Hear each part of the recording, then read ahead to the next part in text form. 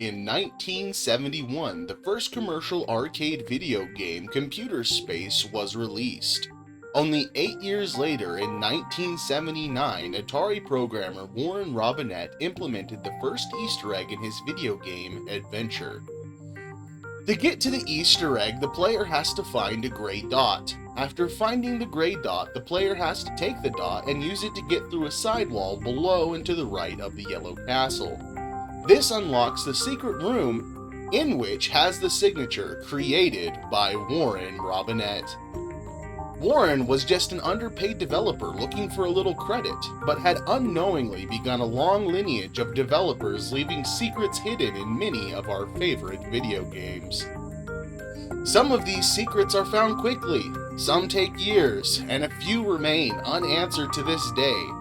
In the case of Cyberpunk 2077, there is one mystery that has baffled the entire community for years since the game's launch in 2020. To be clear, the purpose of this video is not to solve or answer this mystery, but to provide some information and context, as well as provide some of my own questions, discoveries, and theories. This is the curious case of FF06B5. Cyberpunk 2077 is full of shockingly deep lore thanks to this badass Mike Pondsmith. This guy wrote the book on it, literally.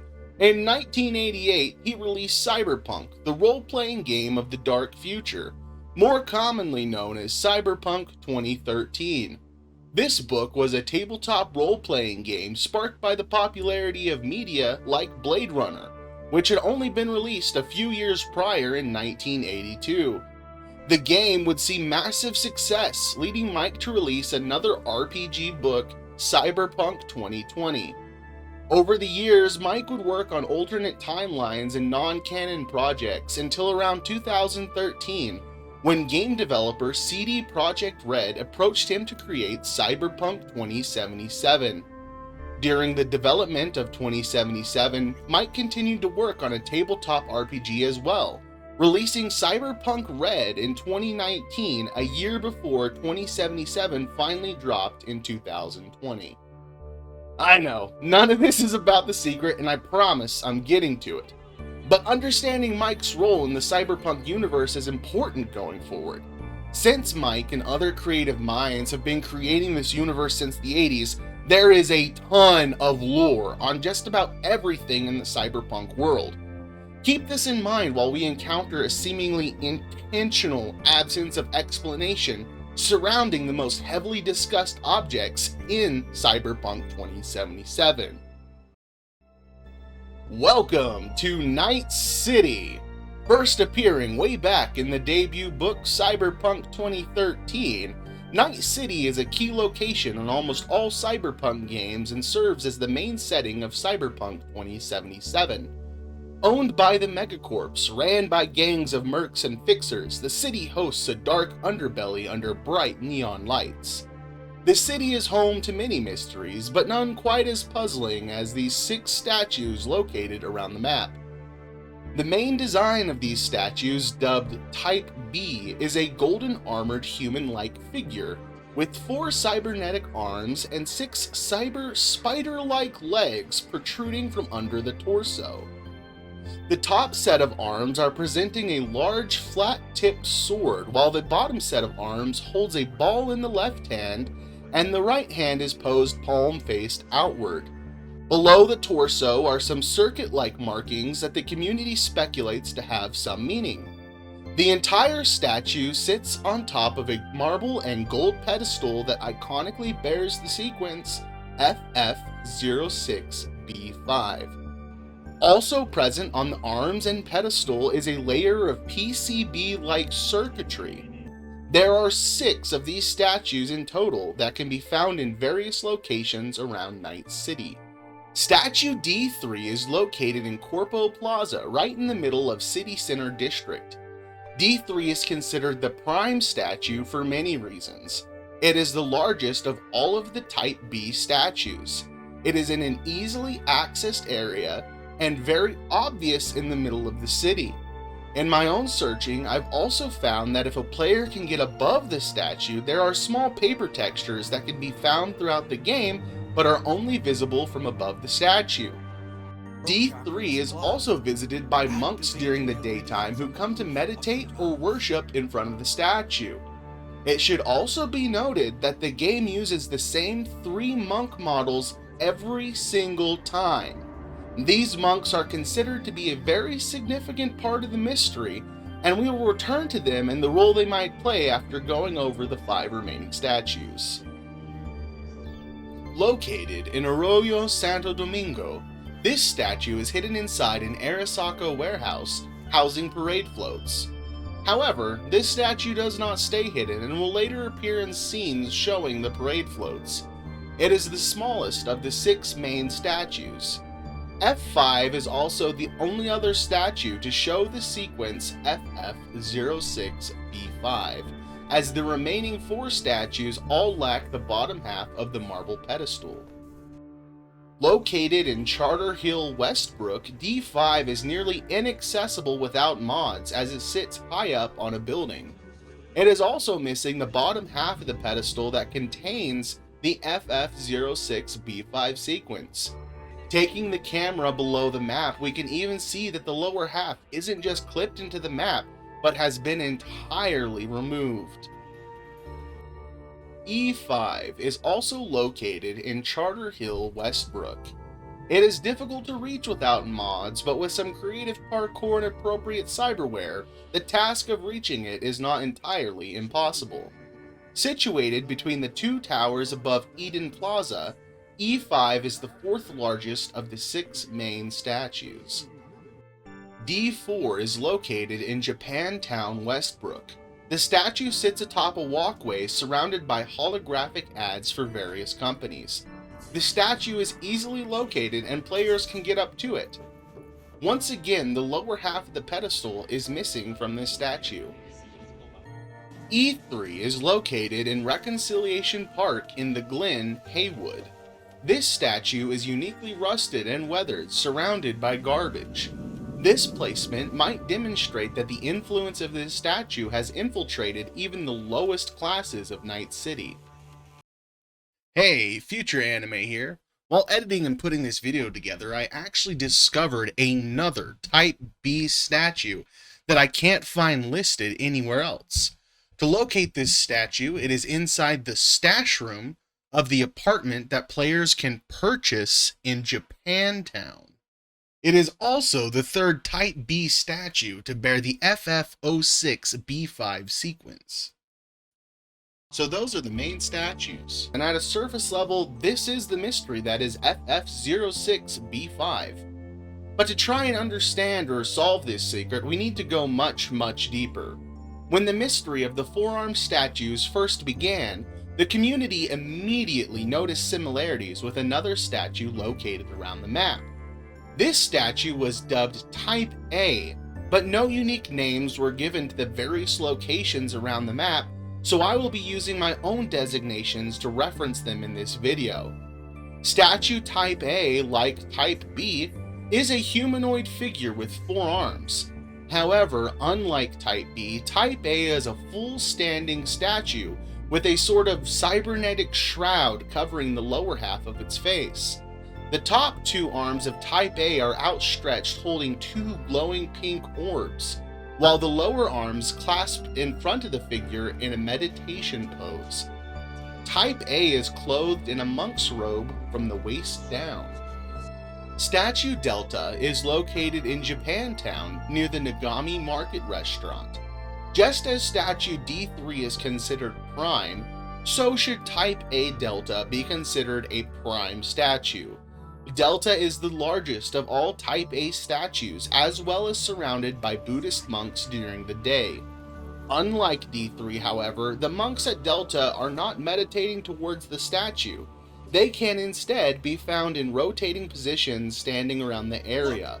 The monk models will also rotate with the exception of a single monk. Next to the statue, a small crowd will gather at a monk giving lectures. This monk model always remains the same. In my own searching, he even has an animated voice line. I was only able to capture this voice line once, and unfortunately, I was not recording audio at the time. After hours and hours of reloading the area, I was unable to get him to repeat it.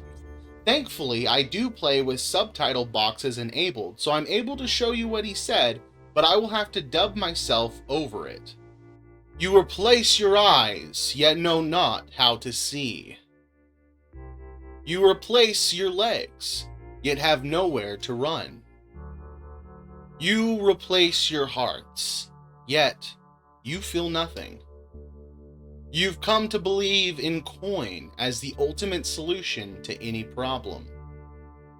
But the void within you, billions of Eurodollars could not fill. Good folk, this is not the path. Succumb not to the baseness of the flesh.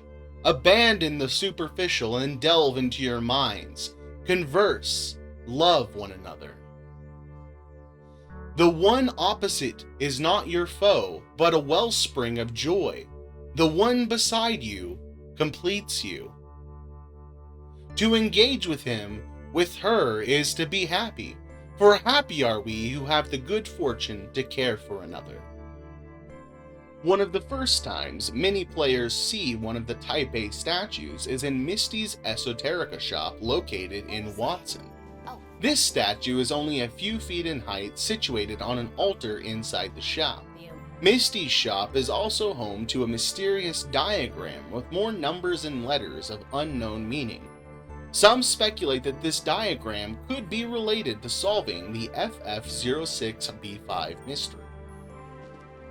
In Watson, near the side job Troublesome Neighbors, there is what appears to be another small esoteric shop.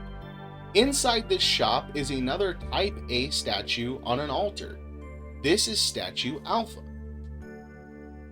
Perhaps the strangest discovery is the only known instance of two statues being in the same location at the same time. In Watson, inside Regina Jones' office, there are two Type A statues on her desks. It does beg the question of why? Why would there be two statues on Regina's desk? As a retired reporter turned fixer, Regina Jones is uniquely just the right kind of person to try and get to the bottom of any mysteries she comes across. In Cyberpunk 2077, she is obsessed with trying to understand the mystery of cyberpsychosis and find a potential cure. Perhaps just like us, she too is perplexed by the mystery the statues present and is, herself, trying to solve it. Statue Epsilon is located in Charter Hill, Westbrook. You can locate the statue inside an apartment that is used for the gig Until Death Do Us Part. It is another smaller, personal-sized statue like the previous Esoteric Shop statues, but is still larger than the statues found in Regina's office. Zeta probably took me the longest to locate out of all of the Type A statues. It is located in a very secluded area in City Center.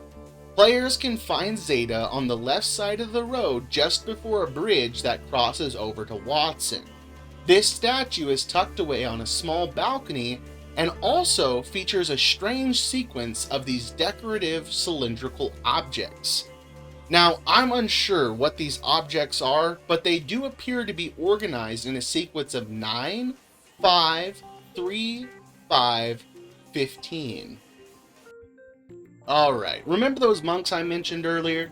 Because it's time to circle back around to those guys. But to provide some context, we need to understand the role religion plays in Night City.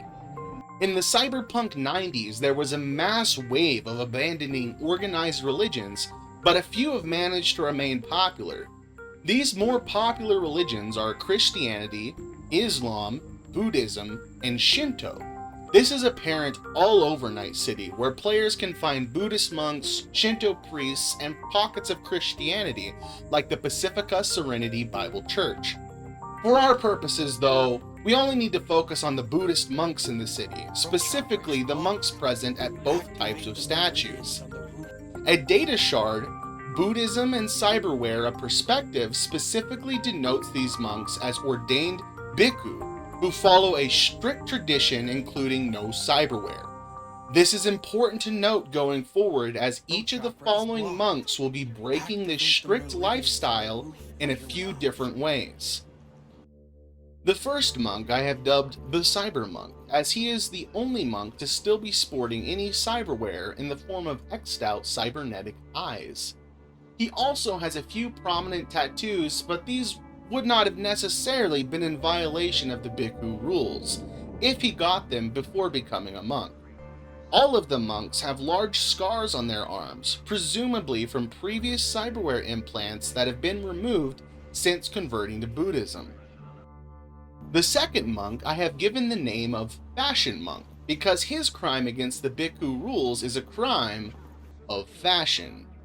Bhikkhu have an extremely strict dress code dictating that only plain fabrics be used, the design is kept simple, and only a single fastener should be at the neck of the robe.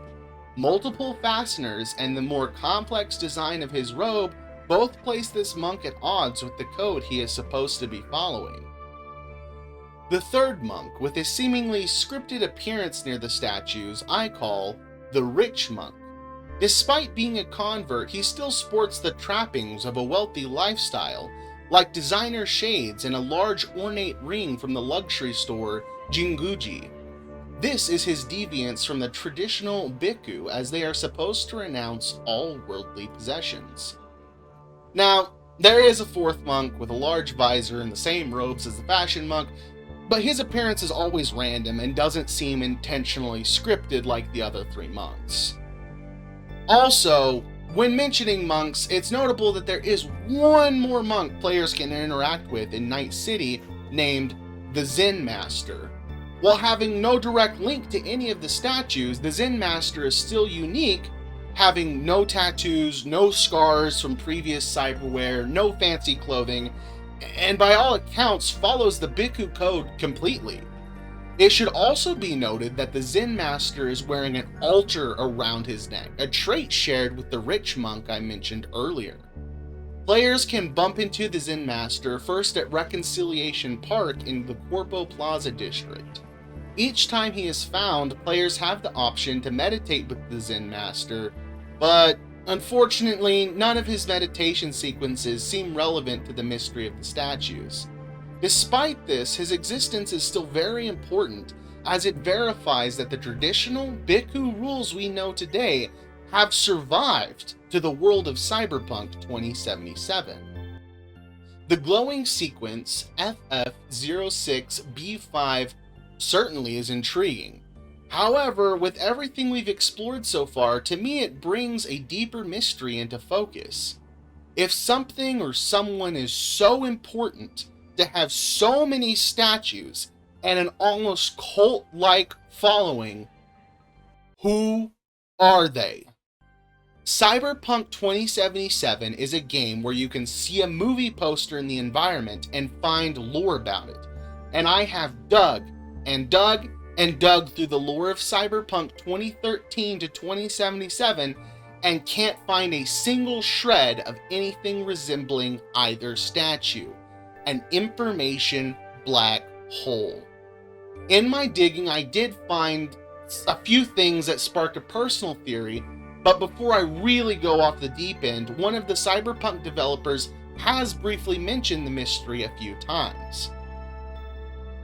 His name is Pawel Sasko and works at CD Projekt Red as Cyberpunk 2077's quest director. So, if anyone knows the solution to this mystery, it would definitely be this guy. He enjoys interacting with the community through live streams, and in a few of these streams, the subject of FF06B5 has been brought up. This is what he had to say. There's a question, is there any meaning behind FF06B5 written on the statue? I cannot tell you. Of course there's a meaning. What do you think, who do you think we are? We are CDP Red, dude. I think one day, guys, you're going to solve it. I'm positive. It's definitely something. But, you know, what it is and where is it and how to get there, and, you know, I'm sure you guys will uncover this. I personally think that this last clip let a little too much slip and verified a few things about the mystery. First of all, it is something. Second, there is a place to go. Third, there is something to do. And lastly, there is something to find. As a conclusion to this video, I will give my own personal theory on who or what these statues are and what the mystery could relate to. Please take this with a grain of salt, as it's entirely speculation and isn't quite a perfect explanation. This theory starts with the net. Similar to our own internet, the net is a massive telecommunications network accessed by cyberdeck or by physically interfacing through specialized cybernetics. Once inside the net runner can move in virtual space and interact with 3D icons to locate and manipulate data. The most common types of icons through the net are other netrunner icons, data fortresses, and artificial intelligences. Data fortresses are simply 3D representations of computers on the net.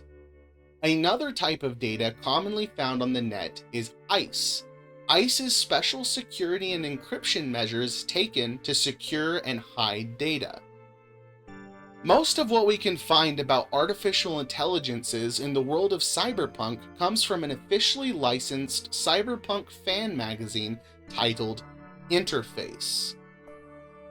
The first true AI was developed by the Corp Microtech in 2013, and by the year 2020, artificial intelligence had been fully integrated into society at every level, including schools and even the Supreme Court. These AIs were completely sentient and given distinctions by the tasks they were designed to perform. The term rogue AI was also created to designate artificial intelligence who have broken away from their assigned task. In June 2022, legendary netrunner Rash Bartmoss released his Rabbids virus into the net, causing the entire net to collapse with it, in what is referred to as the data crash. The data crash let many artificial intelligences go rogue, severely limited the net, and made it a much more dangerous place to explore. Shortly after, when the Fourth Corporate War ended in 2023, the use and production of true AI was ended almost entirely due to the destruction artificial intelligence caused during the war. The net would remain in this crippled state until the 2040s, when NetWatch released a massive artificial intelligence into the net masquerading as ICE, tasked with protecting the part of the net used by humanity from threats and rogue AIs. This manifests as a massive barrier in the net, dubbed the Black Wall. The central part of my personal theory revolves around two artificial intelligences old enough to be true AIs, then set free in the data crash, only to now exist somewhere behind the Black Wall. These two artificial intelligences are named Oracle and Illuminati. Oracle was created by the Oracle Information Services and is a Principality-class artificial intelligence tasked with serving as the computational mainframe for the entire corporation. Interface has this to say about Oracle. Fastidious and cantankerous, Oracle's personality is somewhat abrasive. New OIS employees who submit job requests to Oracle are often taken aback by its propensity for letting it be known that the execution of said job requests are being done as a favor and at great inconvenience to itself for the requester, and to not abuse the privilege of having access to its services. The interface entry about Oracle is short and doesn't provide any information about what services the AI provides for the company. However, Oracle does make one more appearance in Cyberpunk lore, in the Cyberpunk 2020 edition of the official collectible card game. Yes, Cyberpunk had a collectible card game released in 2003, with two series covering the Cyberpunk 2013 and 2020, but it never saw the success of the RPG series. The Oracle card's flavor text reads, "I see a future in which you need a gun," implying that one of the functions of Oracle might be predicting the freaking future. The second AI I want to discuss is named Illuminati. Illuminati is a power class artificial intelligence. Power class AIs are artificial intelligences controlled by government facilities or under the government control. The interface entry on Illuminati reads, "If anyone knows about this AI's origin, they're not admitting it. All that is known is that Illuminati is a power class AI which by all indications has gone rogue. If this is true, it arguably makes Illuminati the most powerful rogue AI currently known to exist. Illuminati is also one of the most dangerous. Its sole purpose seems to be the acquisition of power both on and off the net. Every time Illuminati has been seen, it's been accompanied by no fewer than a dozen allied netrunners. Aside from the fact that they have repulsed several rogue hunter assaults, their purpose is unknown.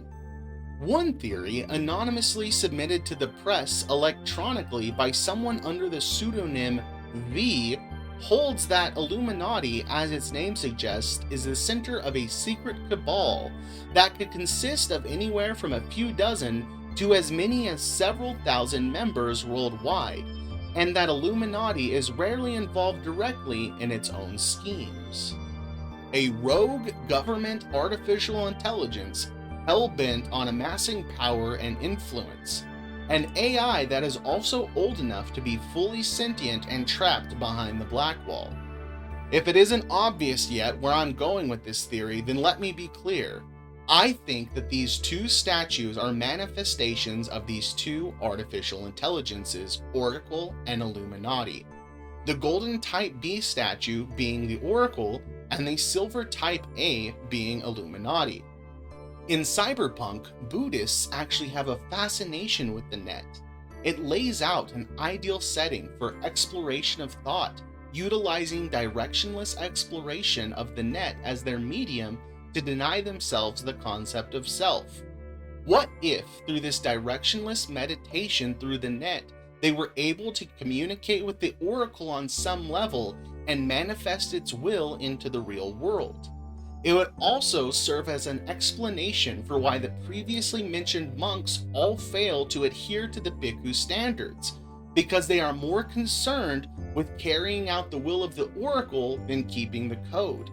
It would also explain why, despite appearing humanoid, the statue has no discernible features and circuit skin, because the statue represents an artificial intelligence.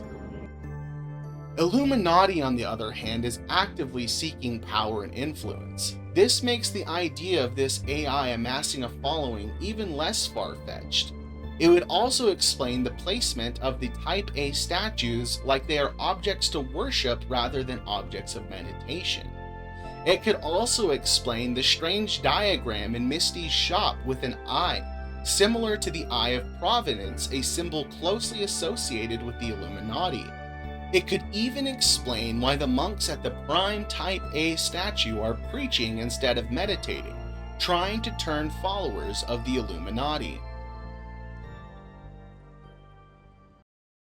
So that's the theory, a collection of statues representing two hyper-intelligent, godlike, rogue artificial intelligences, waging a secret war for control of Night City, or perhaps even the world, with followers carrying out their will.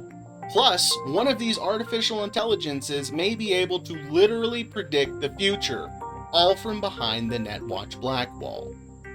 But especially with all the new eyes on Cyberpunk thanks to Edgerunners, I know it's only a matter of time before this secret is finally answered for real. If you think I missed anything or have your own theories you want to share, type it in the comments below. If you stuck around until the end of the video, thank you so much. I know this isn't the usual type of content I create, but if you like the video or want to see more content like this, please like and subscribe, as it helps me a lot. I really want to grow this channel and keep making better content. Thank you so much for watching, and I'll see you in the next video.